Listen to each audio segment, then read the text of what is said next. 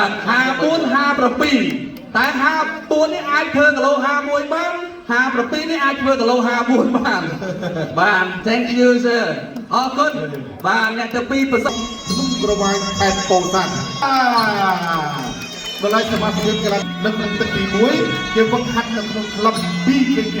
បាទវានេះពីលោកកញ្ញាកណ្ដាលលក្ខពុតតិសិទ្ធ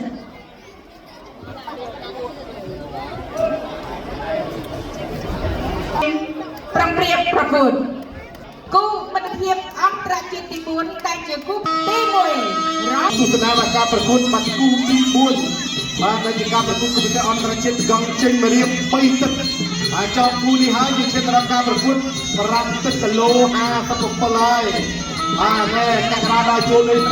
51សូហ៊ីនកីឡាកររបស់អាសេរីប្រទេសខាងក្នុងទ្វីបអាហ្វ្រិកណាបាទតែកីឡាករអាយ៉ាចូលហើយហើយចូលវិញ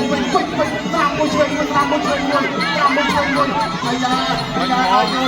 កតែកក្រាទីទៅហើយកក្រាទីមកកឆក់របស់កក្រាមកចូលទុកទៅរបស់កក្រាដល់ចូលចូលមកដាក់តាមមួយបាទជើងរបស់ពេជ្រកក្រាលើជើងឲ្យចាប់ឲ្យជើងរបស់ហ្វឺរីវិញកក្រាដល់ចូលកក្រាអ្នកខាត់ទូតាក់បាទចាក់ចិត្តបាទខាត់ទូតាក់កក្រាដល់ចូលហើយកក្រាដល់ចូលអូយបងប្អូនហើយក៏ចូលដល់ដាក់កាយរបស់ហ្វឺរីនេះហើយកក្រាចង់វិញខ្ញុំទុកកក្រាខ្ញុំទុកគាត់ទៅជើងរបស់កក្រាមកវិញកក្រាអត់អីទេកក្រានៅតែទុកបានជាខ្ញុំដល់ចូលកក្រាតស៊ូណាស់បាទតស៊ូមែនទេបានដល់ចូលវិញយើងទុកអាយ៉ាបានទុកណាស់កក្រាចូលឡើងខាងរបស់កក្រាកក្រាដល់ចូល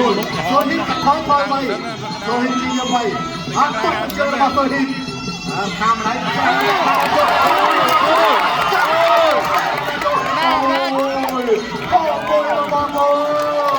កំឡុងចិត្តដល់កន្លែងរបស់យើង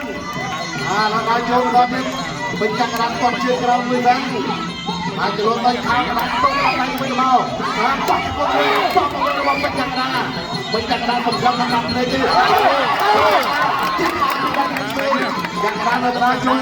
មកជើងខាងឆ្វេងរបស់កក្រាចូលនេះលេងមកពីដៃក្រាបដៃរបស់គាត់លុបដៃខាងខាងមុនទៅគុណណាស់ថ្ងៃនេះកក្រាដល់ចូលហើយចាប់មកជើងរបស់ពេជ្រកក្រាអូនេះគាត់តែបាន3ទឹកវិញ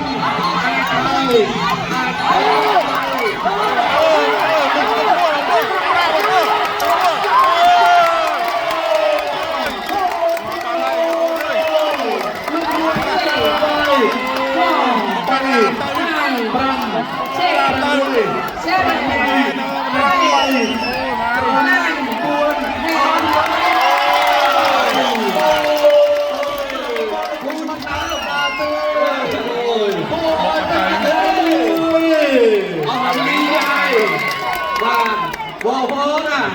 ដើមទឹកមិនខ្ញុំហៅពុះណាមិនធម្មតាទេកក្កដាយបាទលើសុំរូបភាពមកដៃលុបជង្គង់զឹបចេះខ្ញុំនឹងខ្ញុំឃើញզឹបតិចហ្នឹងគឺទៅបាត់ហើយខ្ញុំពេចកក្កដា